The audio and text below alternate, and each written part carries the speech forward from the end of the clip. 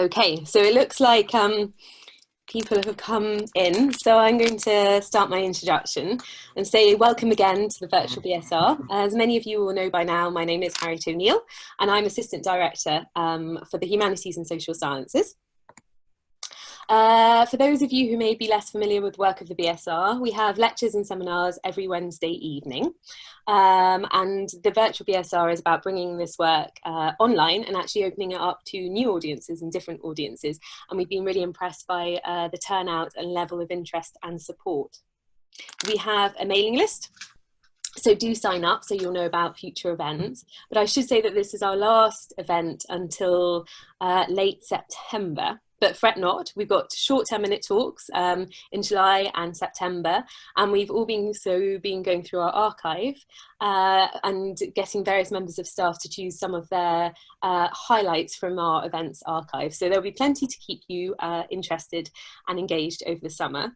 I wanted to say thank you to everyone that's been listening. I want to also to my colleagues, especially Alessandra in our IT and Theodora in comms, who made this possible, and Peter, my colleague, who curated this programme with me, and also to all our other speakers who have included John Walter in conversation with Marta Pellegrini, Peter Campbell, who I've just mentioned, Floria Muscanu from UCL, Piers Baker-Bates in conversation with James Nelson Novoa, Jason Kelly, Jonathan Prague, myself, and also our director, Stephen Milner.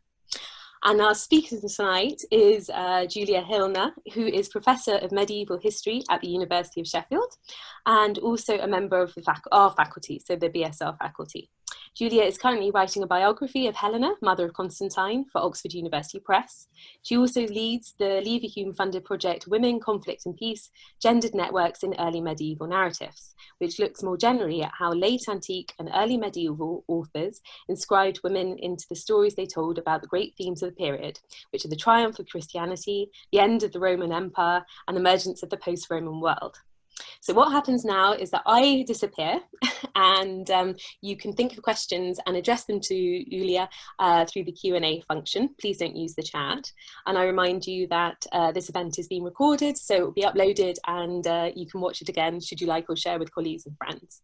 So Julia, thank you so much for joining us for our last lecture. We're really delighted. And the title is Helena Augusta's Roman Faces, Christian Patron or Classical Benefactress, Obscure Mother or Powerful Matriarch. Make up your own minds. Thank you very much, Julia. Thank you. Thank you, Harriet. Well, it's wonderful to be here. I'm going to share my screen.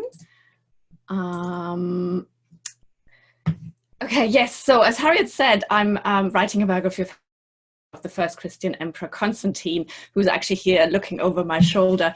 It's a 16th century manuscript drawing that might or might not be Helena. Little is known about Helena's life, but when it is retold or remembered, it is often reduced to one context, and that is Palestine, where she traveled to at the end of her life when she was about 80.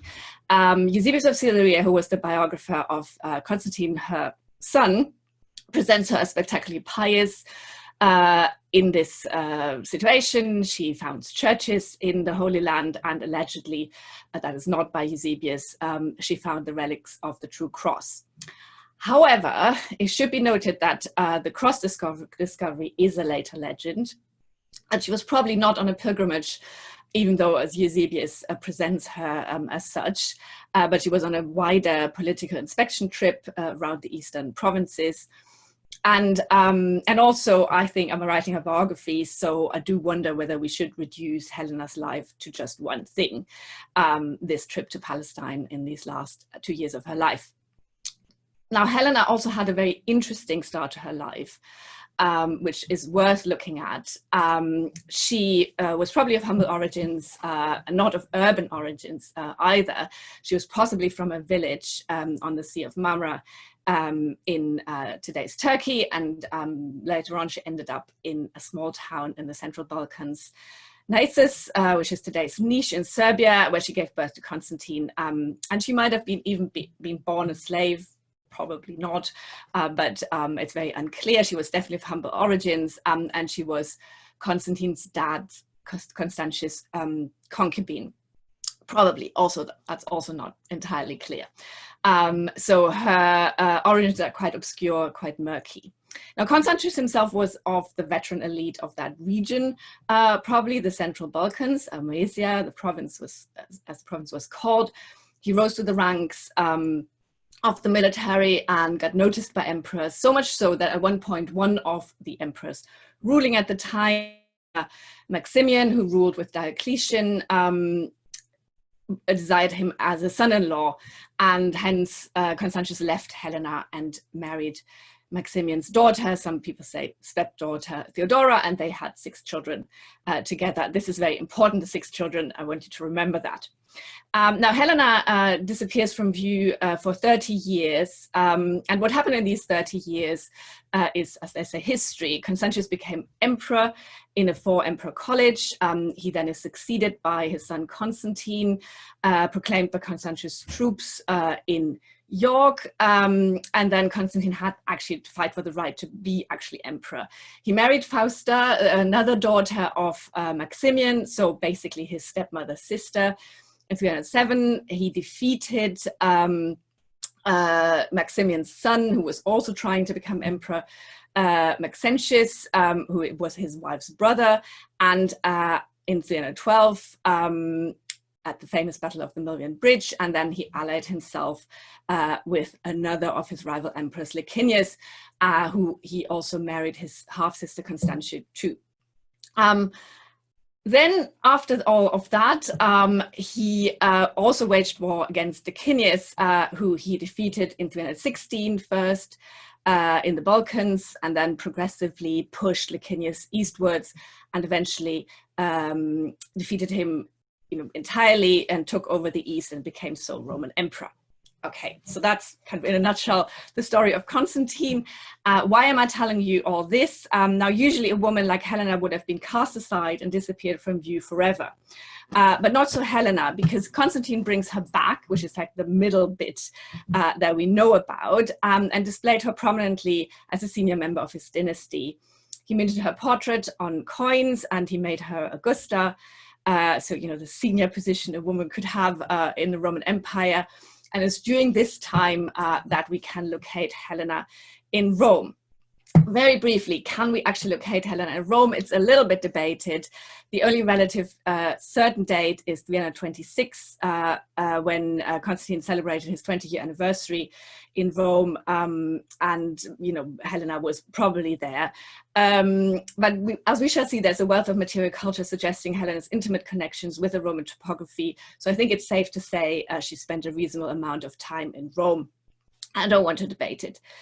In any case, it is important to realize that Constantine's promotion of his mother in Rome and elsewhere was nothing short of extraordinary, because have a look at this. Very few emperors before Constantine had promoted their mothers, and rarely do they appear on coins, as Helena does very frequently. And when they do, it's usually because they have a link to a previous prestigious emperor. So, for example, Agrippina, the mother of Nero, was also the granddaughter of Augustus, so in that sense had a real value to her son to link himself up to that prestigious dynasty. So no emperor before Constantine had so prominently promoted a mother, unrelated to a previous emperor. And on top, Helena had a decidedly obscure background, and no emperor had actually promoted a mother with an obscure background in the way that Constantine did. Now, Helena is sometimes called a dowager empress or an imperial widow, but this is entirely wrong, because Constantius, who was obviously her partner at some point in her life, when he became emperor, he had already left her. She was not his widow. Theodora was his widow, and Theodora was the dowager empress, if we want to name anyone. Okay, so why did Constantine promote his mother in this way? It's not really investigated usually, beyond a notion that Constantine loved his mom, or he needed Christian credentials, because obviously in 312 he had converted to Christianity. But all of that means A, imposing modern or at least unevidenced feelings onto him, and B, it's very hard to tell when, how, and with what fervor Helena became a Christian. So, you know, whether Constantine kind of promoted her because she was so spectacularly pious, as Eusebius makes her out, is a little unclear as well. In fact, if we look at the dates of Helena's reappearance, and in general at the highs and lows of her public prominence, we can see that they are usually connected to bigger geopolitical developments. And so is her residence in Rome. Now, that they are connected to political developments, I want to give you a case in point. Helena first reappears in the public eye, or actually appears in the public eye with Fausta on a coin minted in Thessalonica in 318. And this is no coincidence, because Thessalonica was an imperial residence city. It was in the region that Constantine had just taken from Licinius. And it was a city where Licinius only a few years before had murdered an empress, the widow of the previous emperor Galerius. So it is quite clear, I think, that Constantine used his women, both of these women, to insert them into spaces vacated by other imperial women in a region used to the presence of empresses, and where he had to promote himself. This was new land for him, as it were. And I think a similar thing happened in Rome, because what is often overlooked when it comes to Rome in the late 3rd and early 4th century is that it was actually full of imperial women, all related in some way to Constantine. It is usual to present the Constantinian dynasty as a family tree, but I think some of the issues and tensions affecting it can be better gleaned from a network graph, which I'm presenting you with here. Constantine, Constantius, and Helena are in the middle here. Dark green. The light blue group here is the family of the Emperor Maximian. And you see quite nicely that Theodora and Fausta, who are, of course, the wives of Constantius and Constantine, respectively, really belong in the Maximian group. And what's important to know when it comes to Rome is that these women, and Maximian's women generally, are closely connected to the city. Maximian knew that having an imperial presence in the city was valuable, even if he was elsewhere, and he usually was elsewhere. So his wife Eutropia resided in Rome, at least for some time. Eutropia is here, so the mother of at least Fausta, possibly also of Theodora. And of course, Maxentius later on made it his power base. So when Constantine took Rome from Maxentius in 312, he also took his wife's birth city and his mother-in-law's residence. And in the course of that, he also killed another empress, Maxentius' wife, Valeria Maximilla. Now, this could have been the moment when Constantine made Helena reside in Rome, but I don't think it yet was, because at this moment in time, Constantine was still operating within the context of the more imperial branches of his family, namely his own Maximianic pedigree through his wife Fausta, and also his stepmother Theodora. And this was also so because Constantine didn't actually have any children yet with Fausta. His children, who there were many eventually as well, are kind of this light green group down here. On the other side of the graph are Constantine's half-siblings, and what is more important, their connections. Several of Constantine's half-siblings, so the children of Theodora and Constantius, were married into Roman senatorial aristocratic families, and very old families too, the Nomi, the Nerati, and the Viri Nepotiani. It may have been Constantine who arranged these marriages, which shows that he was keen to connect himself with their ancient prestige and with the city of Rome, which of course was the site of his victory over Maxentius, where he soon began major infrastructure projects. In fact, he relied quite heavily on these relatives. In 315, he proposed to his co-emperor Licinius, who was married to one of his half-sisters, so the Constantia, who's here in the yellow group. He proposed to Licinius to adopt Bassianus, the husband of his sister Anastasia, of the Nomi family, as junior emperor. But then something strange happened in the summer of 316, so a year later. Constantine made a complete U-turn and killed Bassianus. As with most family crises in the Constantinian dynasty, and there are very many, it's unclear what really happened, but it is possible that Constantine's Rome-based half-siblings, after all, children and grandchildren of two legitimate emperors, so with potential ambitions of their own, had conspired with Licinius behind his back, perhaps through Constantia. They were now banished from court, or at least that's what we think. It's not entirely clear, but they disappear from view. Another reason why Constantine wanted to get rid of Bassianus is also that he did not need him anymore because his first son with Fausta had just been born. And we can see it elsewhere as well, that the birth of this child and another son the year after, in 317, induced Constantine to strengthen his branch of the Constantinian family, that is, the branch descending from Constantius and Helena, rather than Constantius and Theodora. And this is also the moment when Helena first appears on Constantine's coins in 318 in Thessalonica, as we have seen. And this may well have been the moment when Constantine thought it would be a good idea to reside in Rome, where there was now a vacuum of imperial representation, but a need to oversee the monumentalization of his victory, a new faith in Rome's material fabric, and to act as a mediator between the old Roman aristocracy, Rome's people, and the imperial center, and to strengthen the dynastic superiority of his family line over that connected to Maximian.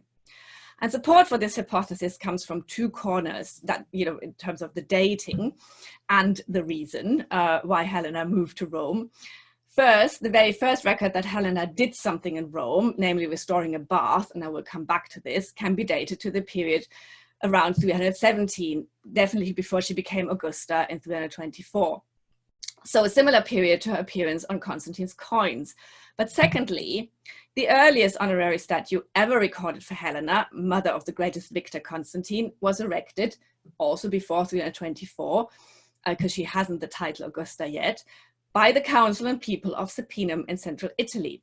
Now this seems odd, as Sapinum was an otherwise unassuming very small town, but it seems less odd when we realize that Sapinum was the ancestral home of the Neratii family, in-laws of Constantine's just disgraced half-brother Julius Constantius. The statue may reflect a benefaction or even visit by Helena shortly after she arrived in Rome to assure this city and its local patrons, the Neratii, of continuing imperial favor despite recent events. And there's evidence that there was actually a statue of Helena and of Constantine put up together. Yet, despite all this, when it comes to Rome, the story about Helena is the usual one. She's mostly remembered as a Christian patron and often also connected to relics of the cross purportedly kept in the city.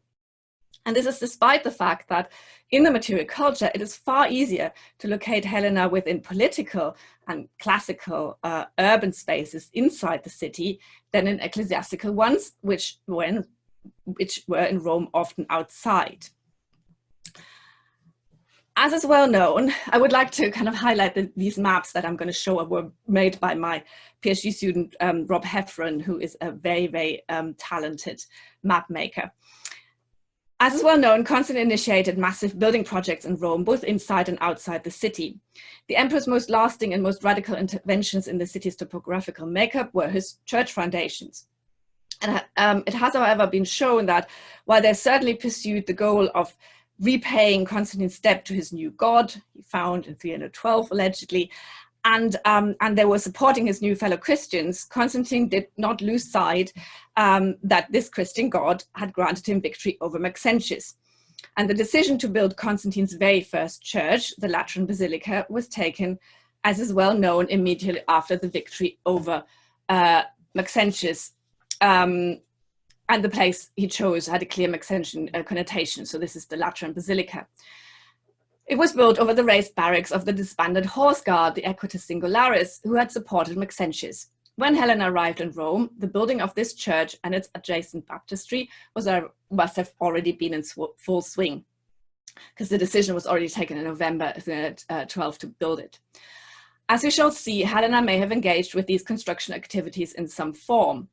She is, however, in later memory associated mostly with either foundation or endowment of a number of other Constantinian churches, but it has to be said that in many cases this association is rather elusive, as shown by a recent book by Michaela Dirschenmeier, a great book on empresses' church foundations, which ruthlessly dismantles many of these foundation stories. For example, the 6th century Book of Pontiffs, which is a serial biography of the Roman bishops, claimed that Constantine and Helena had donated a golden cross to this church, to St. Peter, which was erected over the tomb of the apostles, St. Peter at the Vatican. But the completion of St. Peter is now usually dated into the 330s, if not even into the reign of Constantine's son Constans and Constantius, that is long after Helena's death. and it's unclear how Helena could have donated this object then, and also the symbol of the cross. I mean, there's a lot of debate about, when it actually became something that Christians venerated.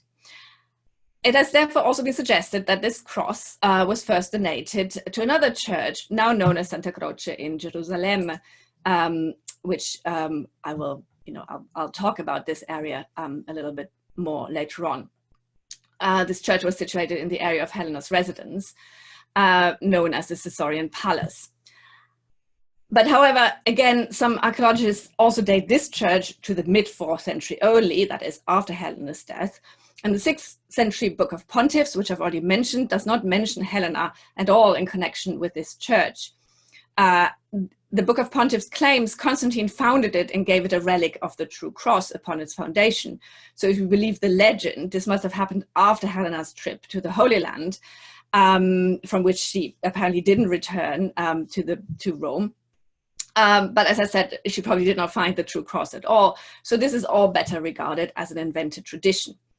Now, sometimes these tales have exceedingly long shadows. Some modern scholars have postulated that Helena was involved in the foundation of the so-called Basilica of the Apostles, the Basilica Apostolorum, on the Via Appia, today San Sebastiano. Constantine's foundation of this church is not mentioned in any text, but a monogram that may be a contraction of his name was found on one of the thresholds leading to the church's courtyard. And purely for reasons of symmetry, a second monogram has been hypothesized on this threshold bearing Helena's name. So it is really kind of an invention of Helena's name in this space. This hypothesis lacks any physical proof, and again seems to owe more to what a later world thought they knew about Helena and her Christianity than actual fact. The most conspicuous and securest connection between Helena and the Constantinian Church relates to another church outside Rome, of which the Basilica of the Apostles was probably a slightly later copy, the Basilica ad Duas Laurus, here. The Basilica at the two laurel trees is how it translates, on the Via Labicana, which is today the Via Casilina. It was situated at nearly 4 kilometers outside the walls, roughly in the center of a vast stretch of land here. This kind of vast stretch of suburban imperial land. And the estate's boundaries can be reconstructed from an entry in the famous Book of Pontiffs, which designates it as the possession, the possessio, of Helena, and lists annual rents collected from it as income of the basilica. So it's like a trapezoid-shaped piece of land around here.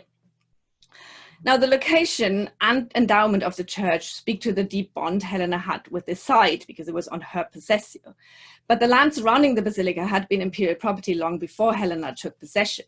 And in fact, the term possessio, used by the Book of Pontiff, does not necessarily mean that Helena became the owner, but could indicate that she was granted use of its income, a right ceded to the church, which probably only happened after her death. As an obscure woman, all of Helena's property would have derived from the imperial purse anyway.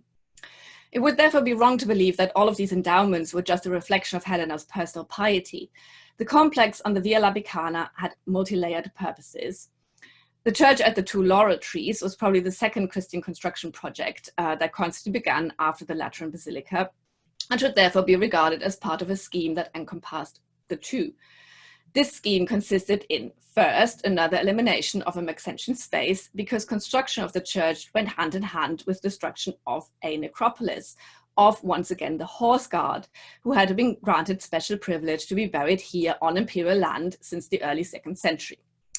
Secondly, the church was a so-called cemeterial church, as it provided burial for Constantine's new fellow Christians, but only the most privileged, of course. From the later 4th century, the privilege of burial in a cemetery basilica in Rome consisted in burial close to the tombs of Christian martyrs.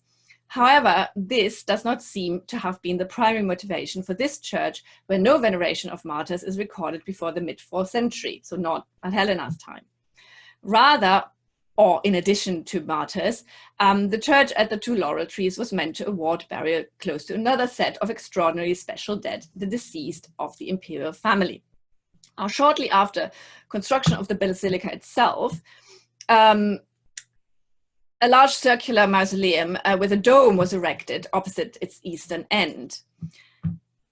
Basilica and mausoleum were connected through a sizable antechamber, so a narthex, which gave entrance to the entire complex, forming a bipolar architectural unity. It was here that Helena would be buried later on, becoming, as far as we know, its only occupant. Yet at the time of its construction, the mausoleum was almost certainly planned as a dynastic burial chamber to house in its 8 niches plural members of the Constantinian family, imperial tombs, as Eusebius of Caesarea says later on, as in this passage. What is often overlooked is that a single occupancy mausoleum for a female member of the imperial family would have been unheard of in Rome. Every other Roman imperial woman had always been buried with her male relatives in dynastic tombs, unless she was disgraced, not something Constantine was likely to emulate. Rather than seeing the basilica at the 2 laurel trees or the mausoleum as Helena's project, it is therefore more reasonable to conclude that Constantine sought to build a commemorative complex here in his city of victory. Its significance was also reflected in its large endowment, whose size, an annual income of 3,745 solidi, was only surpassed by that of the Lateran Basilica. We may imagine that Helena took a keen interest in this project because it was her projected burial site, but it's difficult to draw conclusions about the extent of this interest or how this reflected on her piety. All endowments seem to have been made in any case after her death. So it's not easy to concretely locate Helena in Constantine's Roman extramural churches or the Lateran, at least during her lifetime. And by comparison, it is easy to locate Helena as a living individual within a palatial context and as engaged with traditional intramural urban life. In fact, the surviving material remains inside the city, allow us to get at least a glimpse of her life in Rome. And surely that's a great thing for a biographer who, should write about a life and not about someone who, gets a life after death. I'm looking forward to the amazing Rome Transformed project, which is sponsored or in cooperation with the British School at Rome, which is actually going to survey this area that I'm going to talk about now at some length. So the Rome Transform project, which is a BSR, University of Newcastle, and several other universities collaboration, is looking at this area of Rome, this kind of corner of Rome. Now, this is where Helena resided at the southern end of Rome's Greenbelt, an area of garden estates that extended obviously over the hills into kind of this southeastern area. And most of this area, so the Esquiline and this part of the Kilian Hill, was imperial property in the early 4th century. Although the boundaries of previous property units and ownership by different members of the imperial family continued to be observed, or that's what one could think.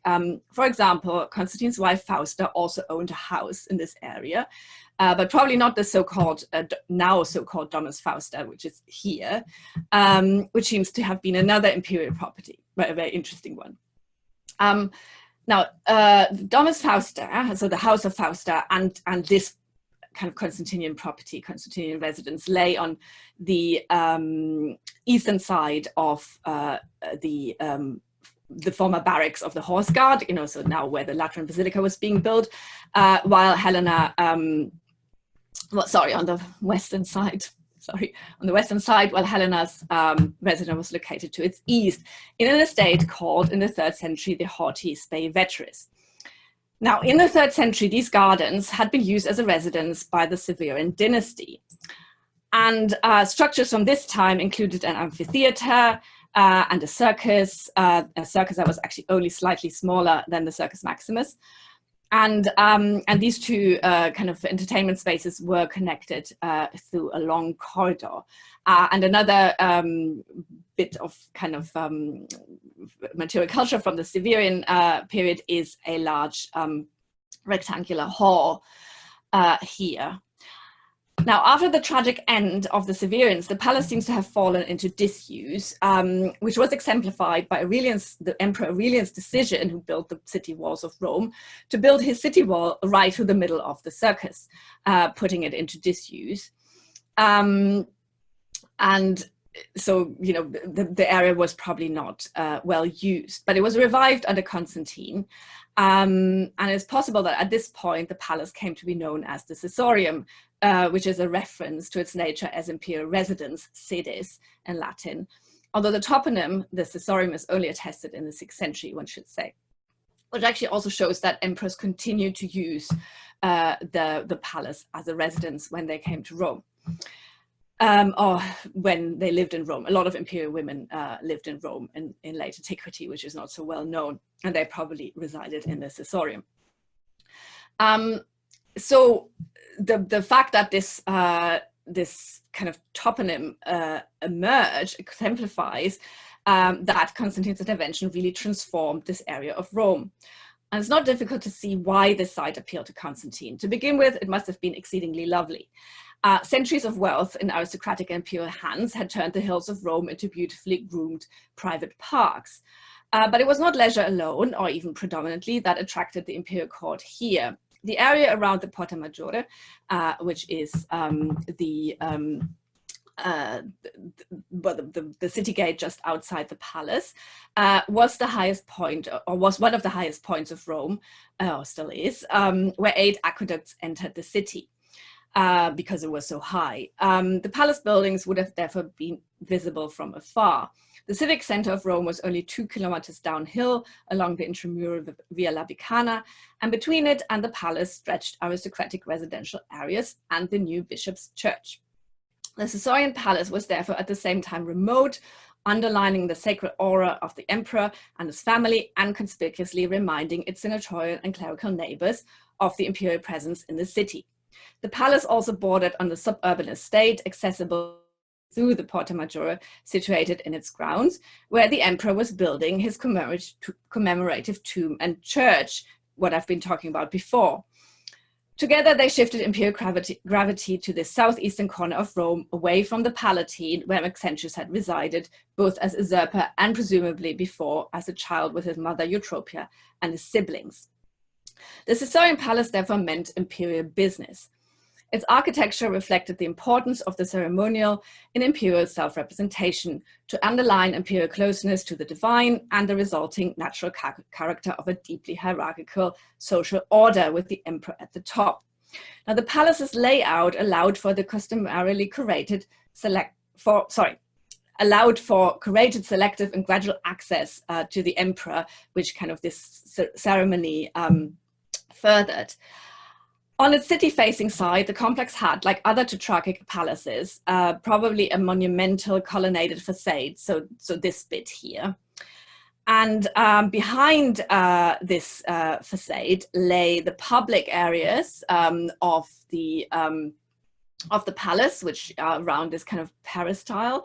And then behind that stretched out the residential ones. So you have a gradual as it were, privatization of the space. It's becoming gradually more private. The emperor, of course, in this instance happened to be represented by his mother. Constantine himself visited Rome only 3 times, in 312, 315, and 326.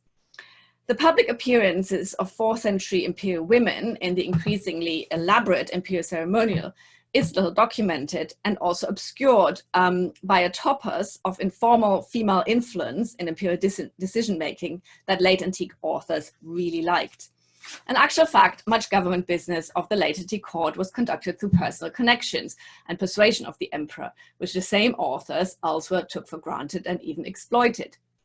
Within this system, it must have been acceptable to approach the women at the court for support. And relying on passages concerning other imperial women, we can reconstruct a bit how this worked in this space and with Helena. Where the imperial woman was like Helena in Rome, the main mediator of imperial power in a particular place, her availability as access to the emperor may have been especially broadcast. An episode involving Eusebia, the wife of Constantine's son Constantius II, demonstrates how an empress could be set up as the absent emperor's official representative in Rome by affording her with similar ceremonial trappings. In 354, Eusebia visited Rome on her own, and she had an entry into the city in a way that strikingly resembled that of an imperial adventus. So, a ceremonial entry into the city with a visit to the Senate, popular acclamations, and the distribution of largesse. So we see that even during the Constantinian period, imperial women were publicly engaged with different sections of the Roman population in a systematic way, and did not just receive favorites arbitrarily behind closed doors. For Helena, it means that we need to place her as much in the representative areas of the Caesarian palace, so up here, than in the more residential ones down here. A caller lucky enough to have taken the hurdle of gatekeepers and been granted a formal audience with Helena at the Caesarian palace would have had to traverse the large peristyle towards the more public rooms lined up here along its eastern side. And all of these were serviced by an underground tunnel running under the peristyle that hid the grubby side of slavery away from sight. The largest of these rooms was an audience hall, which a bit still remains. And where am I? Which in size and layout recalled the still extant audience hall of Constantine's palace in Trier. This is like a picture of its inside, how it looks today. Within late antique palatial architecture, abst audience halls were the material manifestation of the emperor's increasing sacred aura. The one in Rome was separated from the peristyle by a porticus, where the visitors would have to hang around and wait, certainly sometimes for hours. Upon entering, these would be overwhelmed by the height of the space, it was 21 meters high, and the multicolored marble inlays on the tall walls. But eyes would then be drawn to the apse beyond, which in the Caesarian palace was 10 meters deep, deeper still than the one in Trier. In the 5th century, the Caesarian palace is reported as having housed an assembly of the Senate, clergy, and 50 bishops in the presence of the Emperor Valentinian III and his mother, Galla Placidia, in a so-called Basilica Heleniana, which is also called the Caesarium. This is usually taken as a reference to the adjacent church, the already mentioned Santa Croce in Jerusalem.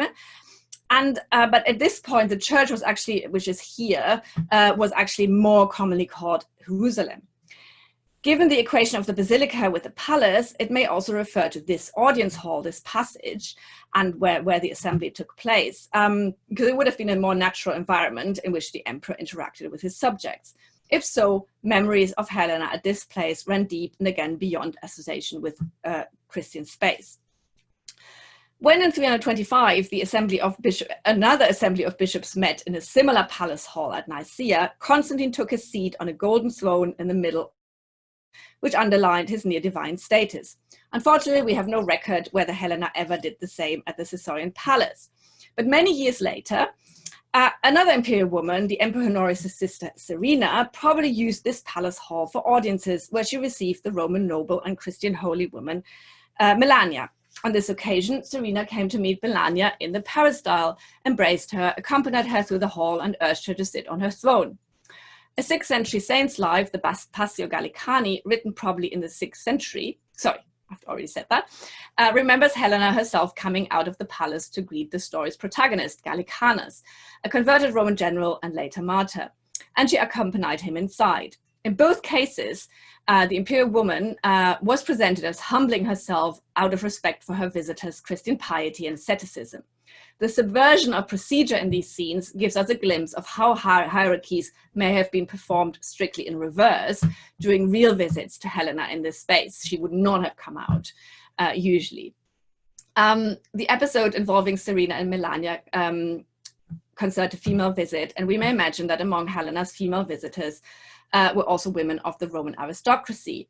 Like the noble women who the Christian priest and ascetic Jerome complained in the 380s, eagerly waited outside the empress's door in Rome every day. Constantine's half-sister Eutropia continued to live in Rome, possibly also Anastasia, but we don't know about that. And such women would have certainly paid Constantine's mother respect, dispensing with any distaste or embarrassment they may have felt for the woman her mother had replaced, and who had now so extraordinarily returned. But in any case, it would have been imperative to include the aging Augusta, however low-born, into the customary rounds of daily greetings with which Roman women spent their mornings to keep their husbands within the networks of power. We may be able to see a reflection of Helena's influence in furthering careers or dispensing other favors in the erection of statues for her by senatorial men at their posts, which derive from southern Italy and as far away as northern Africa.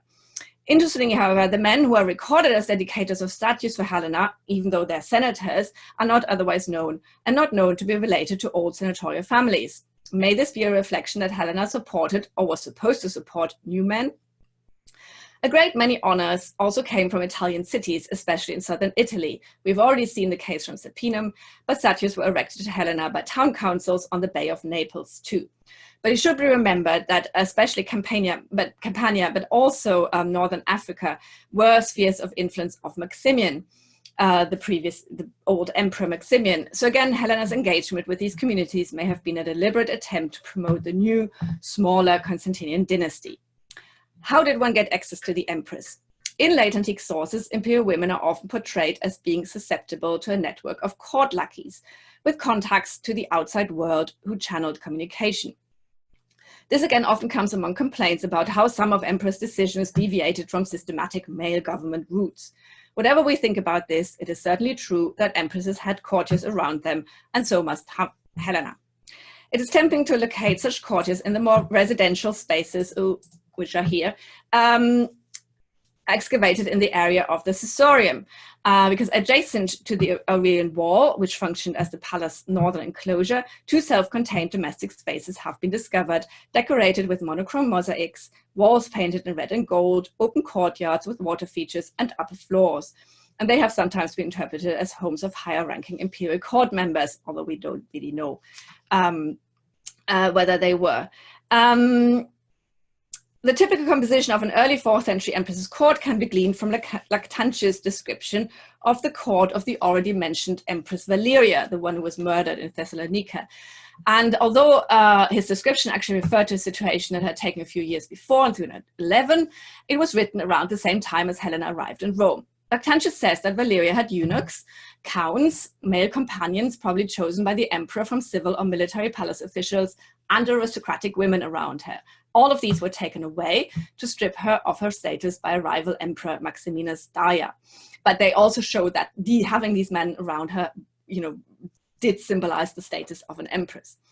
As for eunuchs, we know from elsewhere that Constantine employed the latter, often enslaved individuals in his household and around his women. Eunuchs were useful, not only because they were considered sexually safe around women, but also because their inability to have their own families and their often foreign origins ensured their relative social isolation, which increased their loyalty to the emperor.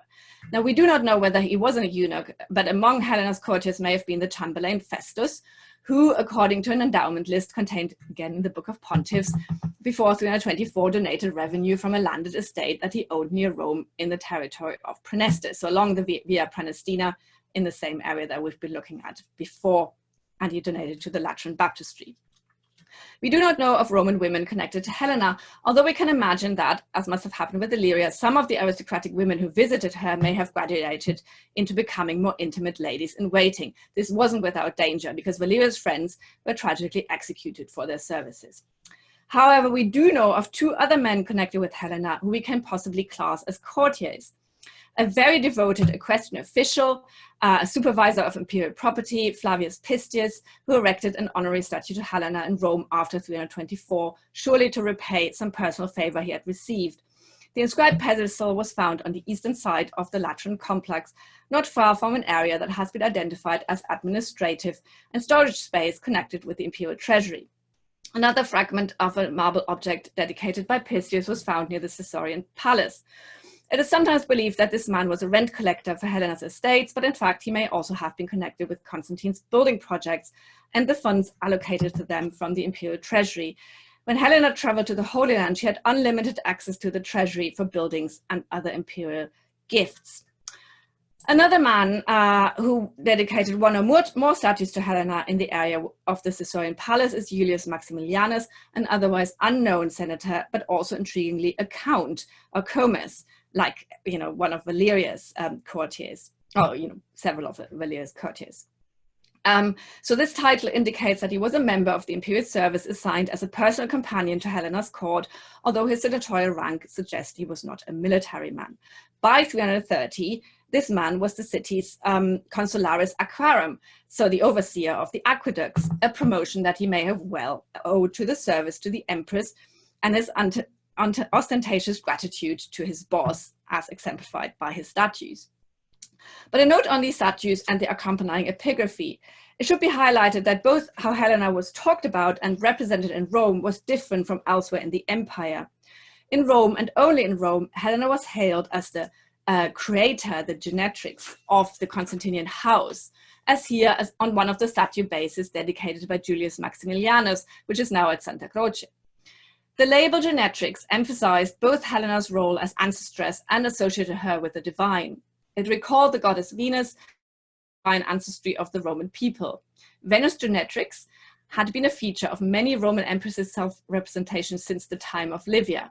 So the epithet turned Helena even more directly into the origin of Constantine's dynasty, which mirrored the mythical foundation story of Rome itself. Helena's epigraphy in Rome is also notable because Constantius, Constantine's father, is absent from it. He does appear on other inscriptions for Helena outside Rome. And this is perhaps deliberately so, to detract attention away from Theodora's children.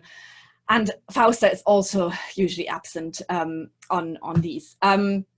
What we see here is a rather thin matriarchal family line consisting of Helena, Constantine, and her grandsons. The arrangement of Helena's statues might well have matched the wording of their inscriptions in material form. When in the 16th century, this marble base, which I'm showing you, was found behind Santa Croce, remains of statues for Helena, Constantine, and his sons, Constantine and Constantius, were also discovered. All these men were mentioned in the inscription. Attempts have been made to match the record of these findings with existing objects, such as a statue now at the Villa Borghese, although there are doubts whether this is actually original, the body is original.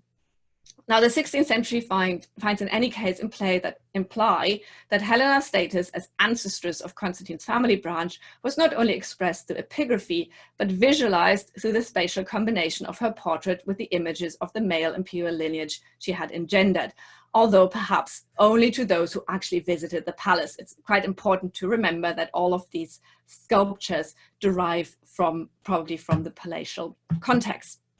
It is difficult to bring surviving sculpture in connection with the surviving epigraphy, but portraits that do survive and can be identified as depicting Helena, which is not an easy task, show that in Rome she had a distinctive look, namely a particular hairdo that is not attested elsewhere during her lifetime on representations from outside Rome, so for example on coinage minted outside Rome. This hairdo involves a thick braid wound crown-like around the head, what German art historians call Zopfkranzfrisur.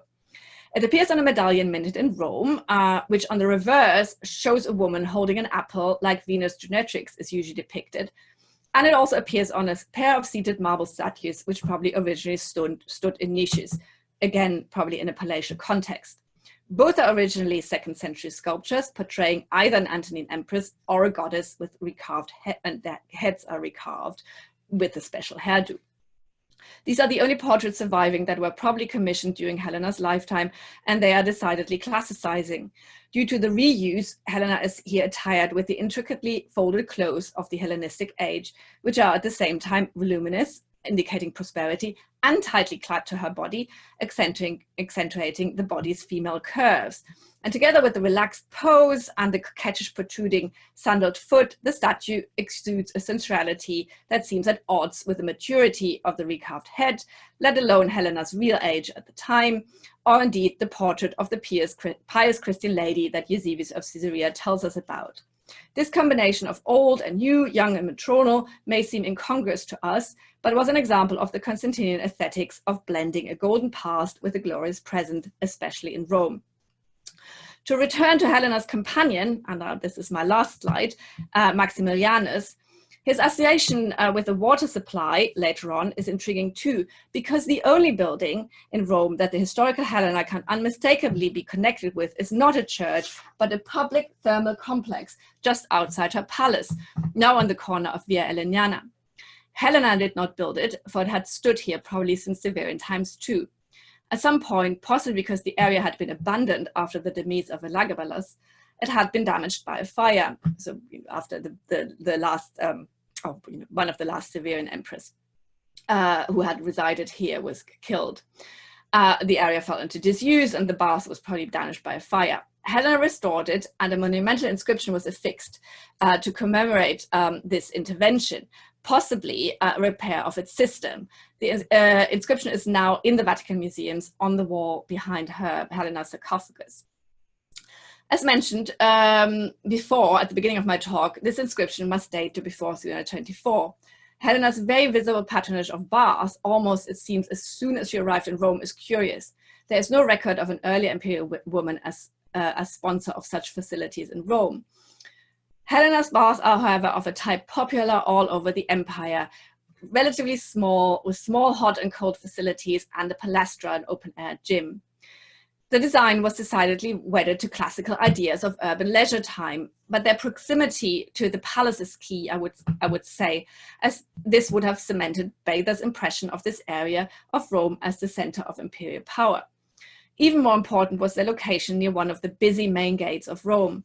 The baths would have been used by many travelers arriving or departing on the Labicana and Prenestina roads. They would have carried with them the memory of imperial patronage by the mother of the emperor and grandmother of the Caesars, as the inscription loudly proclaimed. Once again, Helena's benefactions were closely linked with promotion of her family within the city. Overall, then, the contours of Helena's Christian faith remain vague during the Roman chapter of her life. The donations made to the basilica at the two laurel trees testify to her Christian devotion, but it's unclear whether they were made during her lifetime, as is the case for so many of Helena's connections to Rome's Christian topography. Judging by her portrait, the living Helena was presented in Rome in a rather classicizing way. Judging by her philanthropy and her lifestyle, she behaved like a traditional Roman empress, if perhaps increasingly more secluded in the palace. And this image was perhaps expected by the traditionally minded elites and populace of the city. As argued at the beginning, seen from a geopolitical perspective, these elites and common people, and especially those connected to Constantine's unruly and dangerous half-siblings who would have visited the palace, may have been the primary audience of Helena in Rome. Thank you very much.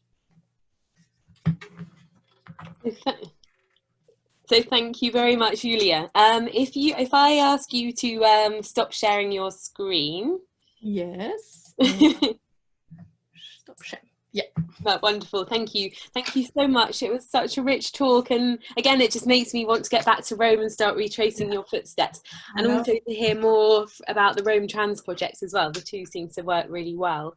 I'm going to open up questions to our audiences. So if anyone of you would like to use the Q&A function, which is the bottom of your screen, you can send into a question to Julia, and we've got about until 6 o'clock to answer them. So please do send them in. Here we go. You were telling me about the image on the behind you. I think I've got some Twitter conversations while people get their brains together, but you were telling me just before we talked about the image behind you that it was based on a marble portrait. Yeah, so this was found by a 16th century artist whose name I now forget, in his vineyard, and he made a drawing. So it's a manuscript drawing which is in the Vatican Library, but the real object has never been found, and it's unclear. I mean, it's not really a typical Helena hairdo, really. No. No, because she usually has her hair brushed either way from the face, or she wears this braid around her head, and neither of these. No, but anyway, it's lovely. The questions are coming thick and fast, so I know that you can see them because some of them are coming to your screen now. Maureen Carroll says, can you just say something about the porphyry sarcophagus that Helen was buried in? Is it not a male sarcophagus? Was it for Constantine and reused for her? What do you think? Okay, yes, it's so it displays some quite male iconography, kind of martial military, and so the theory is that it was first commissioned for Constantine, or even, which I actually like better, that it was first commissioned for Maxentius, and it for himself, or even for his mother, as another kind of way to, erase Maxentius' memory. It's very unclear, and actually, how can we be sure that this was Helena's sarcophagus? So it is recorded in the 11th century as having been brought into to the Vatican, actually, because a pope, I can't remember the name of the pope, I think it was Anastasius, wanted to be buried in it. So and her bones had already been transported into the city earlier. They are now partly at Santa Maria in Arcacholi.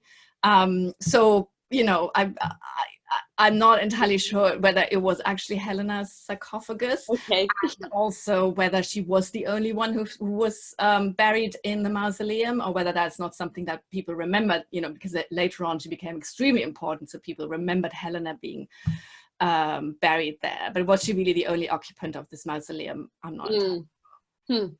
Okay, right, interesting.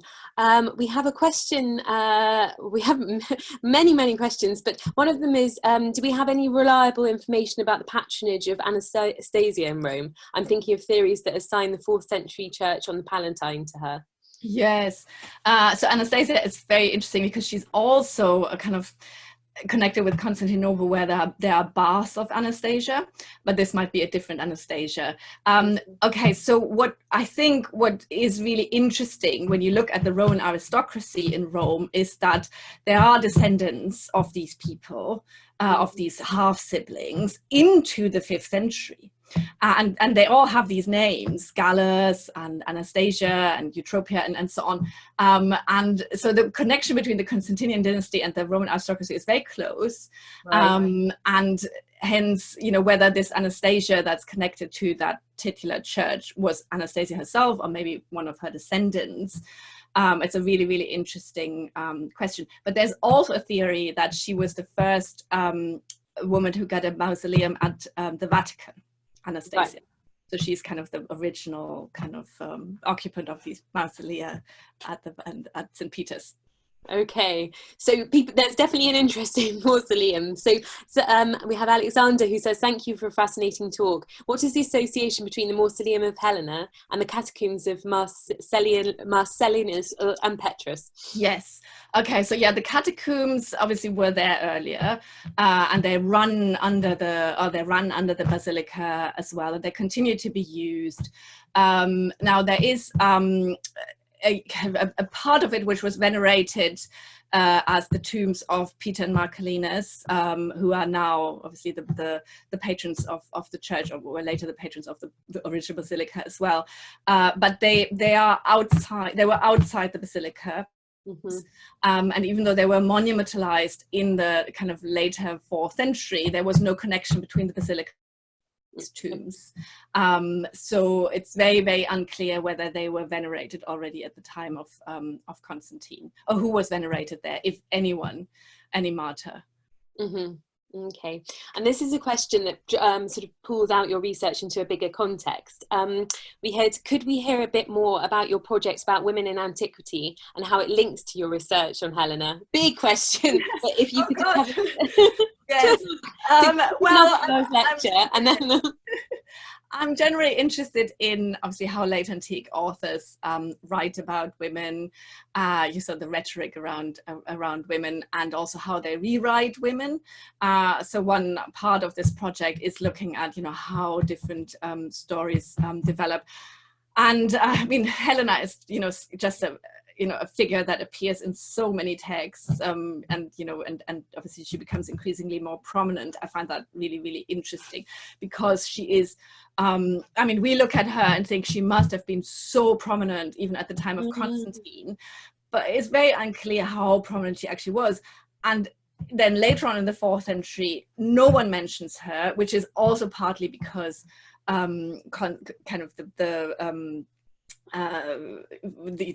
geopolitical situation, you know, and his sons, and Julian, who obviously doesn't, you know, like, you know, the descendants of Helena and so on. So she's best not mentioned, I find, you know, by these people. And then she's rediscovered at the end of the 4th century as the finder of the true cross. And I find that really kind of fascinating. You know, why is Helena the finder of the true cross? You know, why a woman? It's really not explained, you know, why, you know, why all of a sudden write a woman into this story, you know, all of a sudden there are all these relics, cross relics all over the Mediterranean, you know. Helena isn't, I think, the most obvious person to write into this story, but I don't really have an explanation for that. But that's again of my interest, you know, how do these women appear and disappear in these networks of men. Okay. No, and this is interesting. From Mary Boatwright, there is an interesting possible parallel for the baths of Helen. CIL 157147 attests a lavacrum Agrippanae found on the Quirinal. Most of imperial women's buildings, other than Porticus you're going to hate my Latin, Octavi, are out of the centre of the city. Do you think that the convention of women's patronage not being in the centre works well with Helena too? So with all of that. Yes, I think so. Although, the relationship between Constantine and the imperial center of Rome is, you know, very fraught, and I mean there are loads of debates about, you know, whether he avoided it, you know, as not to upset, you know, the pagan aristocracy, you know, and then shifted everything to the southeast, and so on.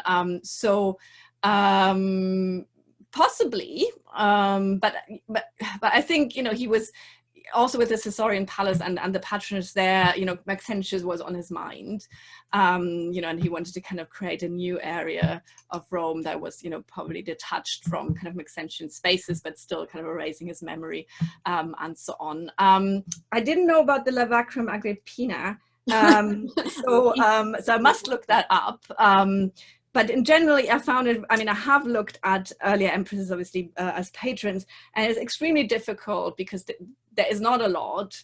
And generally, you could say it's just with Helena, you know, it's mostly they are patrons because they are members of the imperial family and they stand for something that the emperor wants to promote, and so on. And I think that's true. I don't see Helena as an independent agent at all. I'm sorry to disappoint anyone who kind of looks for like the powerful, you know, matriarch kind of doing things behind the scenes and so on. I think she was a very dutiful, very loyal, kind of delegate of Constantine, right? As probably were these other women. But I'll have a look at that bar. Thank you. Well, what I should say is that Julia will get all the questions tomorrow. So because there are many rich questions and full of many detailed observations.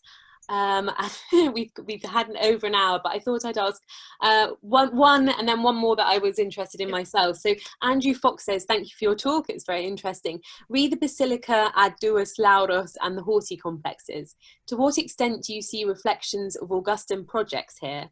I'm thinking about the Mausoleum of Augustus flanked by carved laurel trees, and the House of Augustus on the Palatine with a doorway framed by laurels, and the transformation of private horti into public spaces. Okay, I can't answer that question. I have thought about the toponym as well. The whole area is called kind of Lauretum, and it's usually thought that it comes from like the administrative space that from which it was kind of administered, but it's a lot older than, you know, Helena and Constantine that this area was called like this. So I'm not entirely sure what the symbolism of the laurel trees is, but yeah, thank you for that question. If you have the energy for one more, and this was an image that really came to me. Susan Wilson says, why does Helena continue as a figure in Renaissance and post-Renaissance painting? I'm thinking of the Veroneses of her in the National Gallery. I guess because of the true cross. Well, yeah. And yeah, so that's what she's remembered for, which is so sad because she probably didn't do it. So I know, to be remembered for something that you actually didn't do, or maybe good. But yeah, she's Piero della Francesca has a big kind of on the discovery of the true cross. And obviously that's a fairly early Renaissance artist, very influential. So I would say, you know, these, you know, images, you know, trade like this. Yeah. So yeah, I know she was very popular in the Renaissance. But so was the cross, so I guess. Yeah. Well, on that note, I think we should say thank you so much for joining us on our last talk on the first of the month. And as I say, the questions will be forwarded to Lulia, so I'm sure conversations can continue. Yes, yeah. No, please do. I will try to. Do I get emails with them? Or? Yes, you will. Okay, good. Yeah. No. We can pass on the email. I think we get the emails and we can pass you on. Okay, brilliant. Yes. But yeah, no, thank you so much for your support, and to all our listeners. And I think we should say a virtual round of applause, or give a virtual round of applause to Lulia, and thank you. And goodbyes are always rather brutal in this format, but thank you to everyone. Keep a lookout for our 10-minute talks, and also the lectures from our archive. So thank you very, very much indeed. Thank you. Thank you. Yeah. Bye-bye.